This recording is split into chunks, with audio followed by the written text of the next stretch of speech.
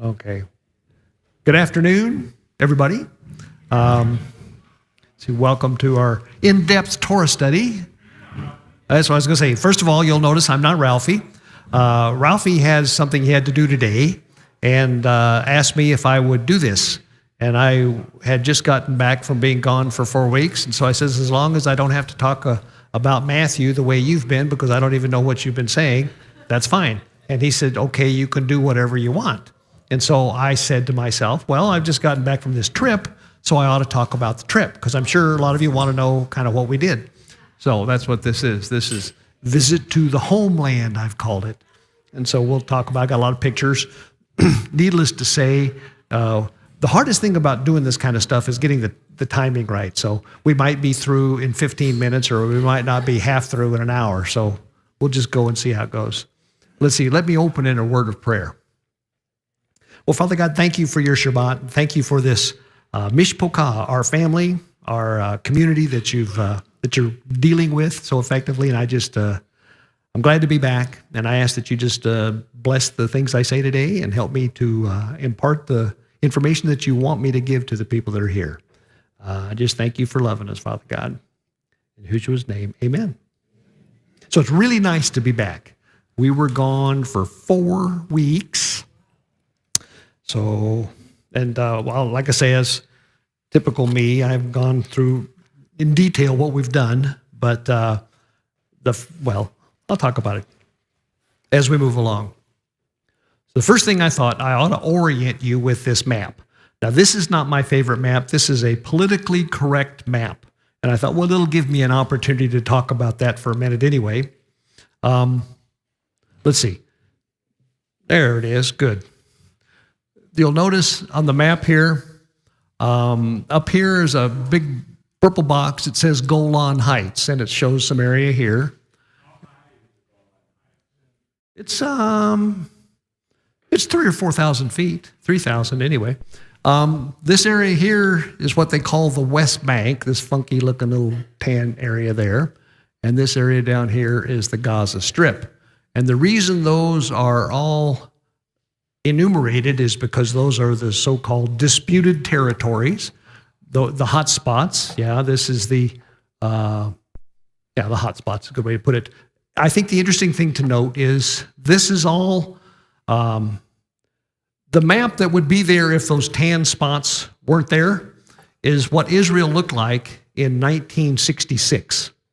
And in 1967, they had a war. The Arabs were going to get rid of all of Israel and drive them into the sea. And at the end of 6 days, Israel then controlled not only the Gaza Strip, but the entire Sinai Peninsula. They controlled all this, and they controlled the Golan Heights. And their life got a lot better after that. And so nowadays, I mean, it's 67. The 6-day war is what did that. The current proposal that everybody in the UN and the world in general thinks is a good idea is Israel needs to be forced to go back to their 1967 borders. I mean, it's 50 years, 51 years they've been like this. And they say, no, you need to go back. So anyway, that's my political statement. But the other reason I like this map is because it was simple enough that it didn't overwhelm you with information, and I wanted to use it to talk about where we went. Okay? So, yes. 1967 wouldn't be so bad if it was BC, right? Right. Yeah, there you go. That's a good point. Well, I guess I could say one final thing just on that note, and then I'll quit.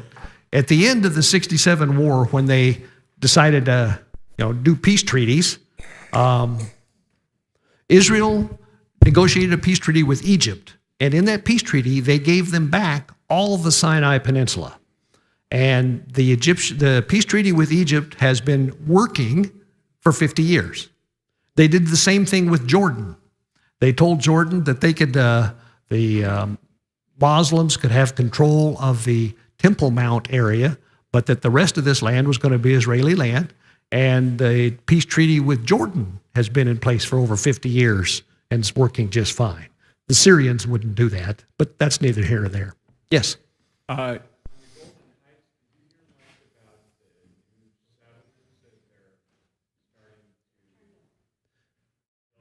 Yep.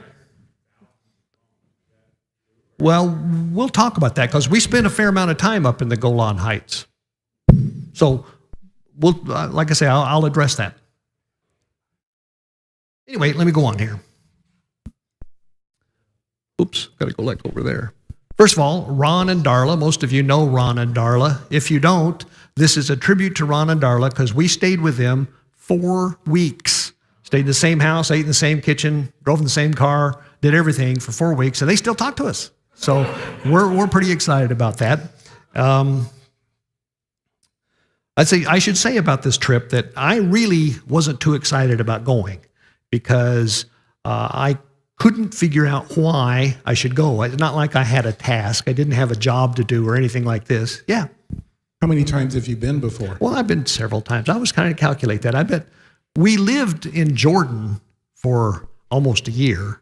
And so we went several times. So you don't even hardly count that. But then other than that, I bet we've been 6 or 8 times, something like that. We've been over there many times. And I didn't see I saw things this time that I'd never seen before. So that's pretty cool. But it wasn't like there was stuff that I really wanted to see and I needed to go back and do it. I didn't feel like we could afford it. But God got my attention and I realized that he really wanted us to go. And so we went, and it was clear from the first day that this was the right thing to do. And I'll tell you about that as we finish. So I'm really pleased that we went. Ron and Darla had a house-sitting gig. There's a place called Zikron Yaakov. Zikron Yaakov is a little town, there's no dot there, but it's kind of located right there, just a little bit south of Haifa and a little bit west of Nazareth. And Zikron Yaakov is a very old community. It sits up on a hill, and it's been a Jewish city, if you will, since 1950s. And some people that had lived in America, couple, an older couple, was having some shoulder problems. She needed to go back to the States for some surgery.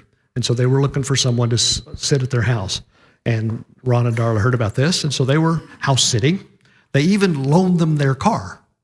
So they were house sitting with a car. And so whenever we talked to Ron and Darla about going over there, they were encouraging, by the way. They said, you're not going to ever find it any better. You can come stay here and ride around in the car. How much better can it get? And they were right. So we did that, and we're really glad we did. Let me see what else I want to do. I want to go to the next picture. Got to figure out what to do there, that one. 2 other people that are important in our life are Ephraim and Ramona Frank. Now, you may not recognize them. They don't travel a lot, but we've known Ephraim and Ramona for over 20 years now. Ephraim Frank has been very consistently promoting the 2-house thing, if you will, the fact that he says we're Ephraimites. He's trying to make people like us aware of our Ephraimite identity. They live very near Zikron Yaakov. As a matter of fact, it's like about 15 minutes. And so we would drive back and forth between where we were staying at Zikron Yaakov and Ephraim and Ramona's house quite frequently. We saw a whole lot of them. I was also going to say about his background, he's the guy that organized these B'nai Yosef congresses. Let's see what else I want to say. I took notes so I could say things. We had one of the things that was fun about What Our Time. You can, by the way, interrupt Jane anytime you want. We got over there, I believe late Wednesday night, maybe it was Thursday. Friday, there was a big Shabbat, Erev Shabbat, at their house, at the borrowed house. And we had like 14 people that Shabbat. And that was the first of 2. So we really enjoyed having Erev Shabbat. And Ephraim and Ramona joined us. I may have a picture of that one. I don't guess I do. Anyway, let me go on. Okay.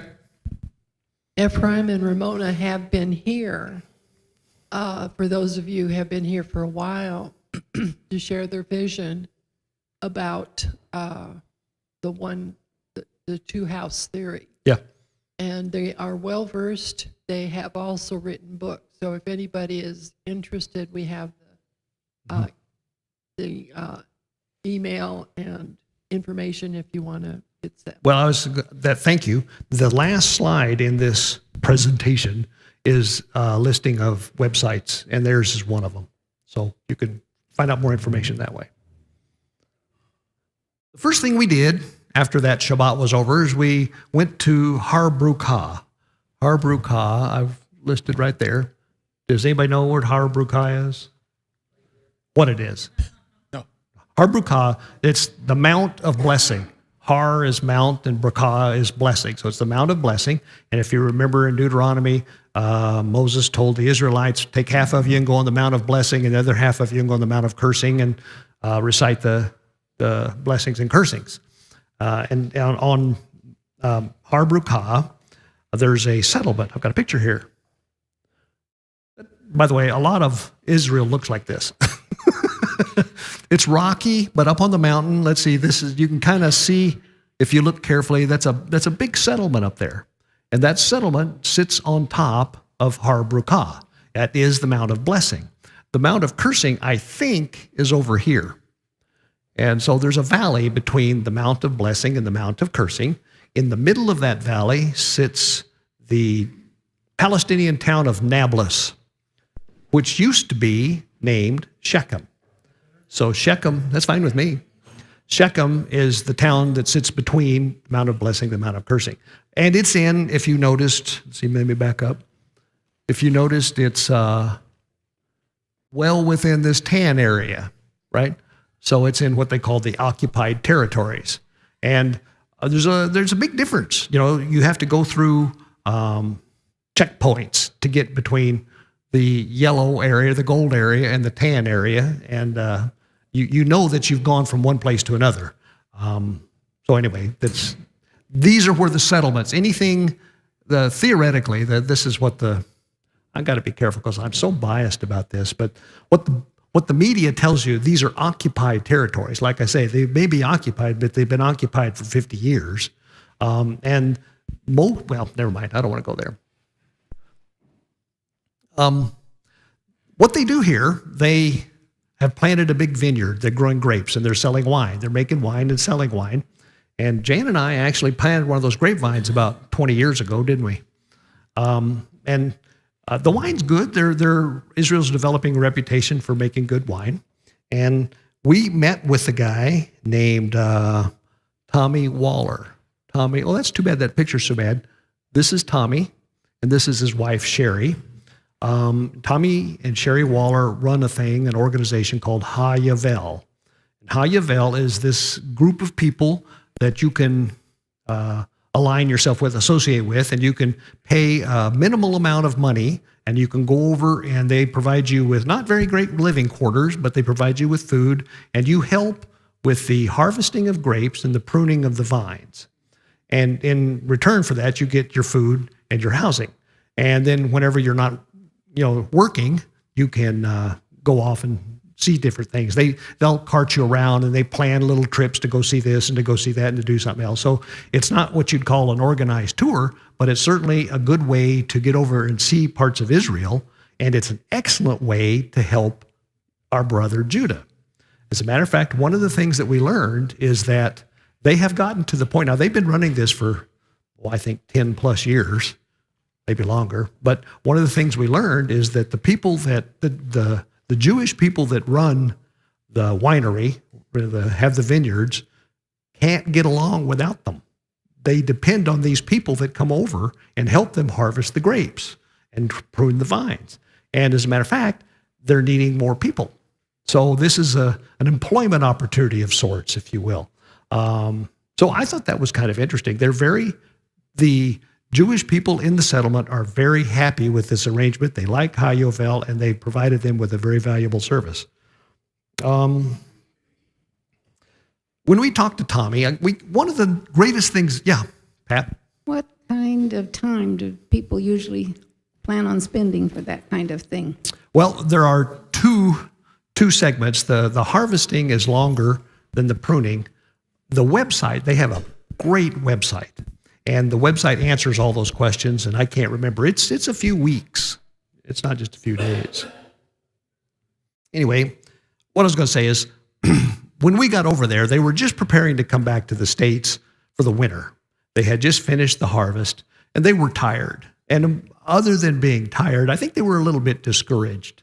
And so when we were able to sit down and talk to them, they really didn't know who we were, and we talked about things. And I felt like they were encouraged by us. They felt like, oh, there's some people that, there's hope here. It's not just us trying to do this by ourselves. And so I was pleased with that. To say nothing of the fact they're very good people. So I really, really like the Wallers. And one final thing.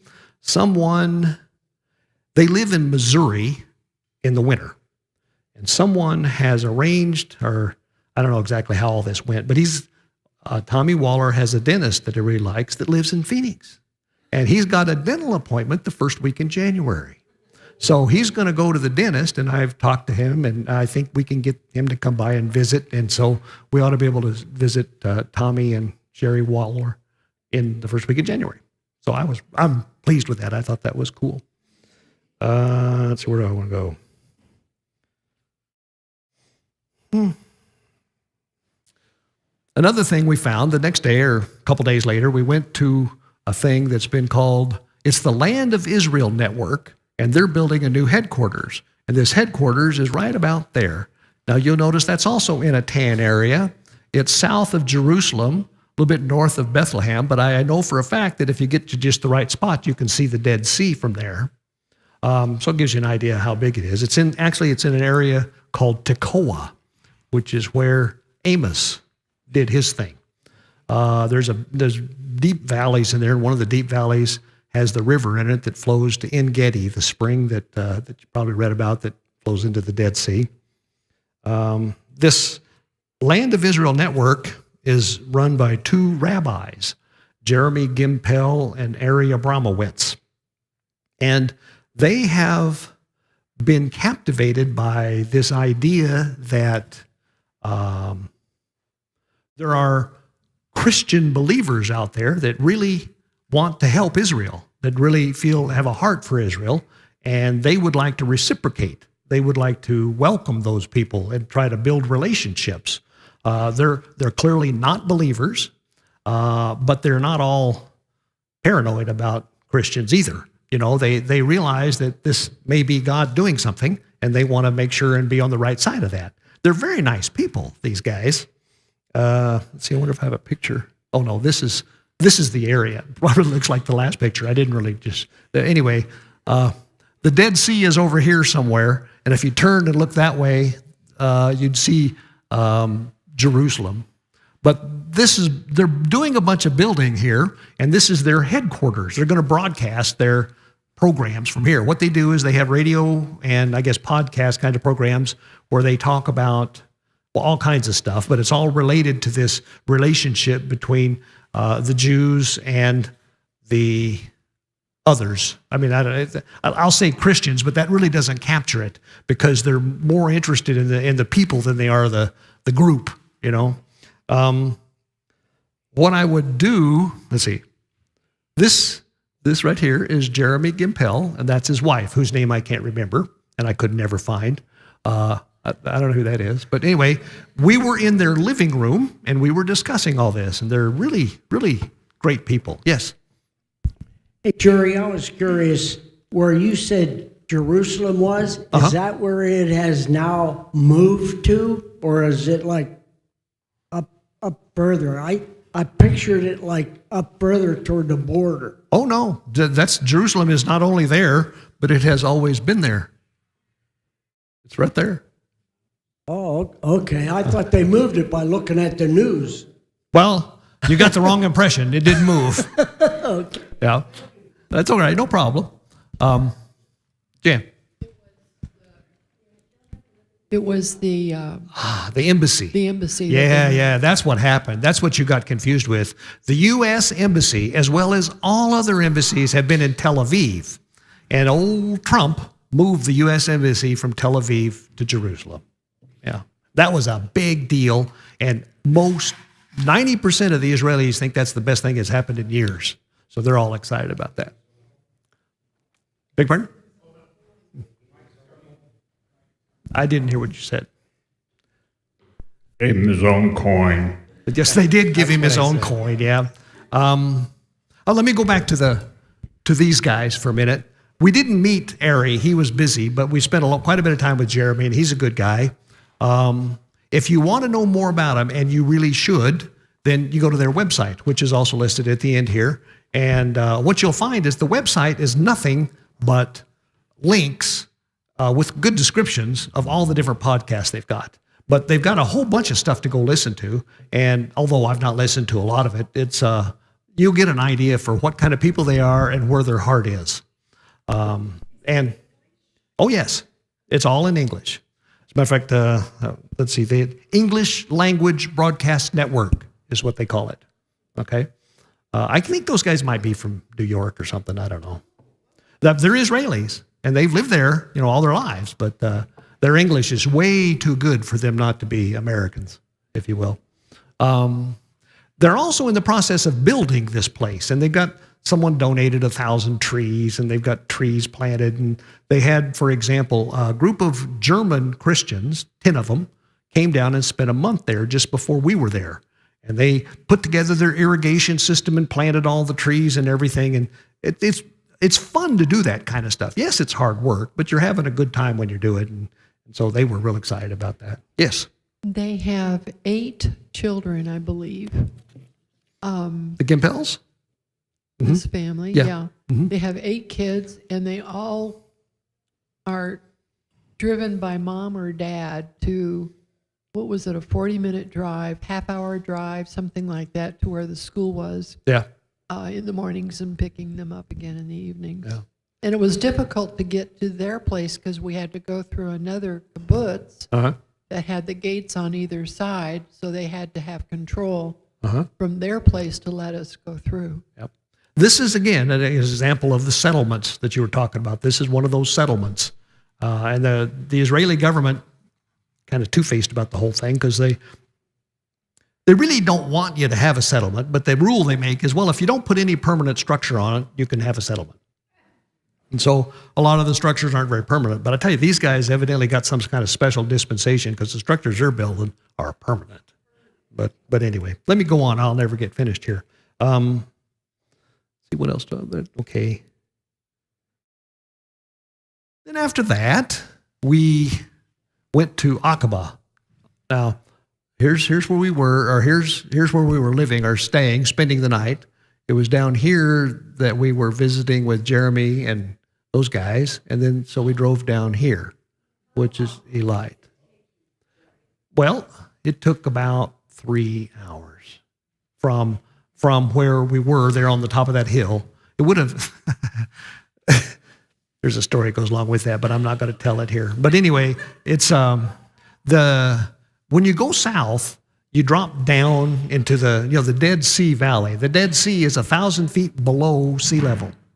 And so you drop way down into this valley, and it's very much like here. It's even more deserty than here, if you can imagine that. And you drive south down this road that runs right along the border here between Israel and Jordan. And among other things you see down there are just gobs and gobs of huge palm tree orchards. And I mean, they just big, huge areas of palm trees and whatnot. Anyway, we get down here to Eilat. There's a reason we wanted to go down there. There's a group of believers that are in Aqaba. Now, let me tell you what goes on down here. This Eilat's got this dot here. Let's call that correct. If you come down kind of where the yellow and the tan color meet or whatever, the yellow or white, there's an Egyptian city down there called Saba. And this, the Sinai Peninsula over here is Egypt. Okay, if you come over this side, wherever this side is, right beside Eilat is Aqaba, Jordan. And then if you were to drive from Aqaba, Jordan, south down that highway for about 5 or 6 miles, you get to Saudi Arabia. So you got Arabia, Jordan, Israel, and Egypt, all within about 10 miles right there. And Jan and I lived there during 1999 and 2000. There's a group of people that we kind of became associated with that are convinced that Aqaba, not so much Aqaba, but Aqaba, and right up in here is where Petra is. And they believe that they're somehow or another they're going to be used in the end times as a refuge for people that are trying to flee some bad times in Jerusalem. And so we were involved with that, and we wanted to see if any of the old gang was around. Now, the old gang, mind you, is almost 20 years ago, but we were surprised. First of all, let me do the picture here. This, where we are here, was right there where the Egyptian thing is. So you're looking north and a little bit east, and right there, all this junk, or all this stuff here is the buildings of Aqaba. And so Eilat is kind of around this corner. Eilat is kind of like the Las Vegas of Israel. Tall buildings. It's right there on the Red Sea, so it's very hot and dry and deserty, and so it's the vacation spot, if you will. So, but anyway, that's a picture of where we were. And we like I say, we lived over there. And from the living room of the place that we were in Aqaba, you could open the drapes and look across and see Eilat. This is the group of people, one of the groups of people that is over there maintaining, holding ground, if you will, occupying until he comes. And we knew a few of them. A lot of them were new. A lot of them are people that we hadn't known before. But it was good to find out that some of the people were the same. Let me see if I got the... these are all Hebrew roots, believers, and they seem to kind of be struggling. Some of them, I think, have kind of lost the vision, if you will. They're there, but they're not sure why. But again, there were some encouraging times. This was a Torah study. This was a Shabbat Torah study, and so we were studying the Torah. I forgot what passage we were on, but it worked good. Yep.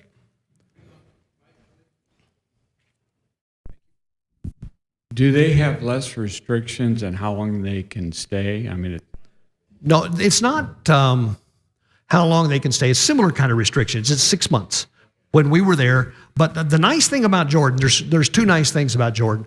First of all, it's relatively easy to go back and forth across the border. It's not all that pleasant, but it's not difficult. And it's cheaper to live in Jordan than it is to live in Israel. So what we would do when we were there, when the 6 month time was up, we just went over to Israel and did some shopping and messing around and came back. That's all you really need to do. And the same thing goes on the other side. If you lived in Eilat and you had a 6 month visa, all you got to do is go over to Jordan and then come back, and it starts the clock again. So that's what we did. I was going to point out, let's see. These are two of the people that have been there the whole time.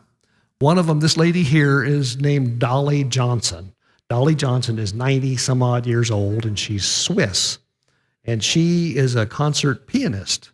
And one of the things they have in Aqaba, believe it or not, is this huge, elegant move and pick hotel. And they have a grand piano in the lobby, and they couldn't find anybody to play it. So they hired her, and she goes 2 or 3 days a week and sits there and plays this piano.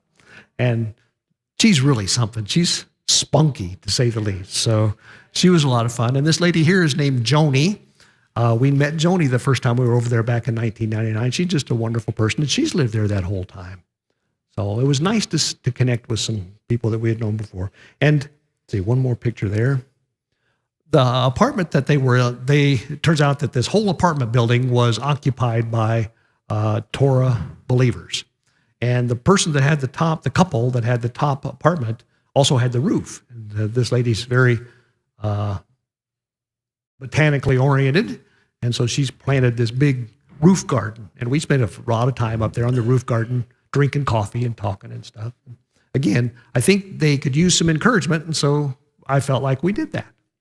Yes? The roof garden, is that like in a desert climate? You bet. And then when you first started out about the grapevines up north, like isn't everything like dry and desert? But Well, then- no, yeah. the up north is quite a bit different. Number one, the altitude is a little bit higher. And number two, because it's at the end of the Mediterranean, the water comes across there, and it's not what you'd call lush and green. But I tell you one thing we did learn up there is nobody can make that land produce like the Jews can. Yeah, because that just seems so dry. And I was like, that's amazing. They could have grapevines. Oh, there. yeah, yeah. Well, I think it's the same thing down here. When I first got down here, I thought, how in the world do they make things grow? And the answer is you just add water. That's one of those palm tree orchards, and there's just lots and lots of those. The dates, you bet. These are dates. They don't sell. You thought that it was the trees. No, they sell the dates. Let's see. Beg your pardon?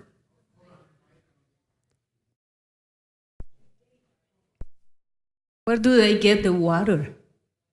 Where do they get the water? Yeah. There are some aquifers they drill, and they get it mostly from the ground. They pump it out of the ground. Oh, So after we spent 3 or 4 days down there, we had an Erev Shabbat and a Shabbat down there, and then the next day we left, and we drove all the way from there, all the way back home, and got home. When did we got home? We did some messing around, didn't we? I can't remember what we did, but basically we got home dinner-ish. So you can get from stem to stern of this place in a day without any trouble. And then we went to visit Alon. Do you remember Alon Barak? He was here several months ago and he talked. Alon and his wife Ronit live in Hod Nes is the name of the place. And you know, I finally do you remember what he said Hod Nes meant? Hod is short for Echad, and Nes is miracle. So it's one miracle is what that means. That's what he told me. Anyway. But as you can see, that's up in the Golan Heights. And it is. This is the Sea of Galilee, and Hod Nes is located at the north end of the Sea of Galilee, just a few miles north of that. But this is the Jordan River out the north end there. It separates this area over here, which is called the Galilee, from this area over here, which is called the Golan. And the Golan is relatively new in that they didn't have it before 1967. John. Is that East Menashe? That's territory? East, yep, that's East Menashe territory. That's exactly what that is. Anyway, let's see here. This is working out pretty good. Jan, we're going to make it. Will you have time to share some of the things that you guys went out and looked at on your field trips? You mean like in here? Yeah. I'm going to Up at talk Hod- about it for a little bit. Up that, yeah. Yep. We stayed with, you may recognize Alon, and probably his wife wasn't with him. This is Ronit. Ronit is Brazilian. She's married to Alon. Alon he lived most of his life in, desert, what is it, Palm Desert out here? Palm Springs, yeah. He's an educator. And then, of course, Darla and Ron. Beg your pardon? She's a doctor, that's right. So we stayed with them, and she kind of having some difficulty. So Jan and Darla and Ronit went off and did some stuff, and Ron and Alon and I went for a tour. And we drove around up in from their house up north and east, and we saw a lot. We saw places where they had these big tank battles, and went to lots of nice scenery up there, nice views, and you could understand why Israel really needs to keep the Golan. Because if you're up there, let me back up. If you're up here, just all the way up in here, you're a good 1,000 feet or so above the people to the west. Well, the people to the west are these Israeli moshavs and whatever that are trying to, grow things. And so these Assyrians would sit up there and just lob shells down on them because you could see them down there. So they'd get aimed just right and shoot one down there. And so they had to run their tractors with armor on them. And 2 or 3 of those moshavs were disintegrated totally. Yeah. Way. Can you see Damascus from that Yes, you can. Yes, you can. And I tell you, one of the things that was most memorable was whenever the Israelis took over this, there was a fair amount, not much really, but some Assyrian infrastructure. And most of it was built by the Russians. But there was a typical Russian building. I think it was a 2-story, maybe 3-story, long, low building, that sat up there kind of right around in that area. And you can crawl around on it. I mean, it's derelict now. All the windows are blown out of it, but all the stairways and everything are still there. So you can go up on top of it. Great views from up on top of it. And so if you look east, it's kind of barren, but you can see cities over there. And maybe you don't really see a skyline, but I'm sure you're looking just, if they'd had a taller building, yes, you could see Damascus. It's just not that far. You could certainly see the Assyrian border all over the place. But then the thing that's fun is you turn around and look the other way, and heck, it looks like Southern California. Everything's green and nice and all kinds of stuff growing. You couldn't ask for a bigger contrast from looking west versus looking east. And like I say, it's just real clear to me that the only people that know how to grow stuff in Israel are the Israelites. So what else did we do? I had something else I was going to talk about, obviously. I'm winding it up kind of. Oh, from here, we went to that's why I didn't do anything. We went to Jerusalem. And then we took this train that went they have a train rail system that goes, really nice rail system that goes from Haifa down to about here, and then one that goes from Tel Aviv to Jerusalem. And so we rode on the train. That was in Jerusalem. How many of you are familiar with this shop, the Shorashim shop? There's an old shop in the old city, not far from the Western Wall, and there's these two old guys in there. They're rabbis, and they also know that something's going on, and they're interested in believers like us who feel like they're a part of Israel, and they'll go in there. They did this for Mark and Polly and us when we were there. They'll shut the door, put the close sign up, and sit there and talk for as long as you want. And so this was right outside their place. So the fact that it was pretty bougainvilleas and it was right outside their place is why that picture's there. This is the Western Wall right over there. And I just thought it was an interesting picture because we got a bunch of Israeli soldiers just kind of marching around. Doesn't have anything to do with anything. It was just a contrast. Yes? Two things. The last slide you just showed. Yep. I believe the right way to say it is bougainvillea plants. Yeah, it is the right way. And it's just so funny because we have them here in Phoenix and they have them Yep. there in Israel. Yep. And then the other thing is, did you guys ever feel out of place or like discriminated? Like, did anybody ever kind of like No. give you a wrong? Well, the Israelis in general are a little bit brusque. So, you don't feel like they bend over backwards to help you. But on the other hand, they're polite enough, and if you need something, they'll take care of you. It's just that it's a busy urban environment, and it's you don't want to sugarcoat it because it's not going to go over there and everything's going to be great. It's a little intimidating sometimes. The other one thing that's for sure intimidating is the fact that there's just not near enough English. You really need to have some understanding of Hebrew, which I don't. This was one of the things we'd never done. I'd never been on the Temple Mount. Back here at the Western Wall, you can go stand in line and walk up this long walkway here that goes up and goes in this door, and that's the Temple Mount up there. You can see that dome over there. And I'd never done that because most of the times it's closed. But it's not closed if you're Muslim. But if you're some guy, especially some guy from down there on the Western Wall side, and you want to go up there, they're not interested in that. So they don't often let people up there. But we got to go up, and I was very excited about that. So we went up and took a picture of it. Not that you haven't seen pictures of it before. But it was interesting. We saw the Eastern Gate from the other side. The Eastern Gate is the one that theoretically the Messiah is supposed to come through. It's all bricked up. Marvin? They have what? Just a second. Tours? Of that mosque. No, the mosque is used, but Right. they don't have tours as such. What they do is if you're Muslim and number one, you got to be Muslim, and then you got to do take your shoes off and all the stuff that you have to do. You can go in, Right, but right. they don't have tours per se. Well, what I really meant, tours was the wrong word. Uh-huh. Are there times you could get in it, but there's not? Well, No. not us. Right. Yeah, not us. That's one of the things that was irritating to me is the Israelis are very accommodating for anybody. All this stuff that they talk about, the horrible oppression of the of the Palestinians is just not right. The Arab Israelis are treated very well, and they're happy for the most part. Yeah. There's a huge mosque in Turkey, Yeah. and they do give you tours of that. You have to take your shoes off when you go in, but you can go in and look around when they're not having service. Okay. I don't believe there are tours to this, but there may be. If there were, I sure didn't know how.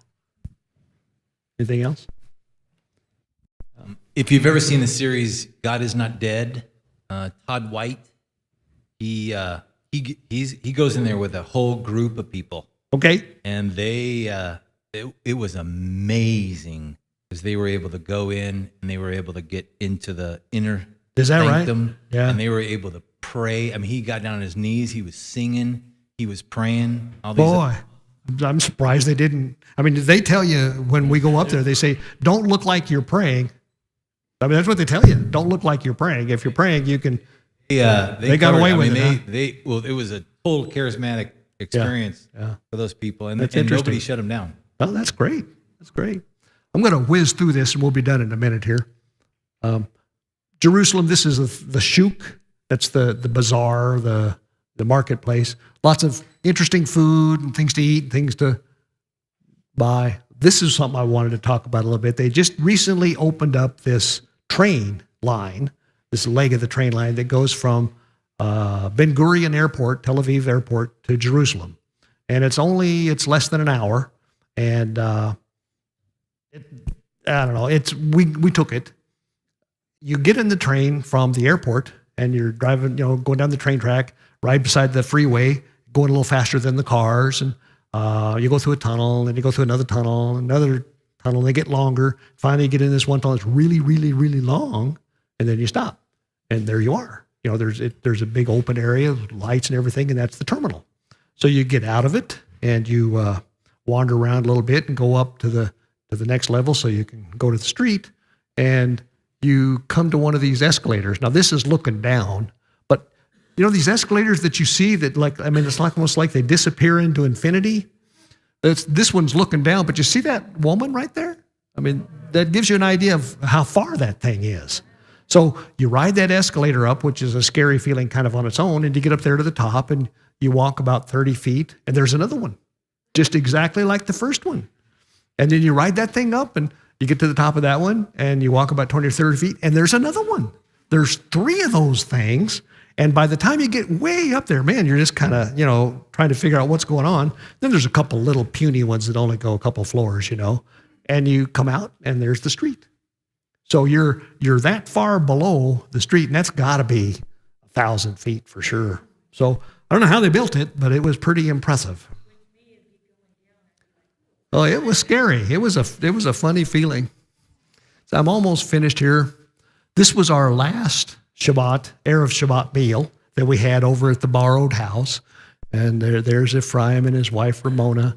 These are we met a lot of different people. These were some people that were from England that had come along. And let's see. I wanted to at least mention these 2 people. You guys can go sit down if you want to. This is Jonathan Frank and his new wife, Adelheid. Adelheid is from Brussels, Belgium. She's Flemish. She's Flemish. Anyway, really nice people. And the reason, some of you might actually remember him. He was here a couple of years ago and visited. But he's just a great guy. And we really I don't know what else to say about them. They're just good people, and I wanted to have their picture in here. So that's why that's there. Okay. So there's the contact information. I'm going to leave that up. But I wanted to kind of summarize my experience, and then you have a question? You said last night being shot about. Oh, yeah. While we were there, the Palestinians in Gaza lobbed over about 300 rockets into the southern part of Israel. They all landed in parts, they don't care. They just shoot them. And there were some destruction, but no one died. Every Israeli home has a bomb shelter built in it. Part of the building code is every house has to have a bomb shelter. So when they sign the alarm, you've got like 30 seconds or a minute to get in your bomb shelter. So you get in your bomb shelter, and that's why no one gets killed, generally speaking. And then the destruction evidently wasn't horrible, but 2 or 3 days later, the Minister of Defense turned in his resignation because the Prime Minister had decided not to retaliate against the Palestinians in Gaza for doing that. And he was upset. I mean, I personally, I'm with him. But the reason that I bring that up is because you can't find another country in the world that would let somebody on their borders shoot 300 rockets at them and then say, well, okay, look, we'll let it go this time. But that's essentially what they did. So anyway, next time you hear about how horrible the Israelis are to the Palestinians, you ought to think about some of that. Oh, one last thing about that. When we were up there running around in the Golan Heights, there was this one facility that was a brand new facility behind a big old chain link fence with razor wire and everything. It was really neat and tidy. And we found out that it was a field hospital, an Army field hospital. And it was like 10 miles from the Syrian border. And I says, what's that for? And they said, well, when people get wounded over there, we go over and at night we bring them back across and fix them. You know, we take care of them, give them medical treatment. Again, who would do that? So I just wanted to finish up with something I wrote. I wanted to say what I finally found out, what we called this was, I called it our encouragement tour, because we encouraged all the different people we met, and they needed it. I mean, really. But I think, God being God and the way he works, we were encouraged as well. So he always accomplishes things like that. And I was really pleased with that. And I came away with this conviction. God is really doing this. He really is calling his people back home. And it's really happening. And, it's been a long time. We've sat here and looked at this thing for many years, and the temptation is to get bored and say, man, that must not have been it. It is it. When you look at the fact that God has been at this thing for 2,700 years, then what's a lifetime, right? It may not happen in my lifetime, but I'm telling you, it's happening. And what we need to do is make sure and get on the right side, make sure and keep our accounts with God clean, make sure that we're listening and be obedient, because like I say, it's happening. So that's the main thing I got out of the trip, was just a conviction that this is really going to happen. Like I say, it's not about me. So whether or not it happens to me is not all that important. But I want to make sure, like I say, be on the right side and do what God wants me to do. So I had a couple of scriptures, but I think rather than read them, since I'm a little late, I'll just leave it at that. You want me to read the scriptures? Please. Okay. All right. One of them was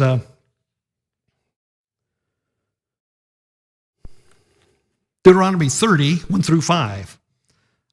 Moses is telling the Israelites, the children of Israel, says, it shall be when all these things that have come upon you, the blessing and the curse, which I have set before you, and you call them to mind in all the nations where Yahweh your God has banished you, and you return to Yahweh your God, and you obey him with all your heart and soul, according to all that I command you today, you and your sons, then Yahweh your God will restore you from captivity and have compassion on you, and will gather you again from all the peoples where Yahweh your God has scattered you.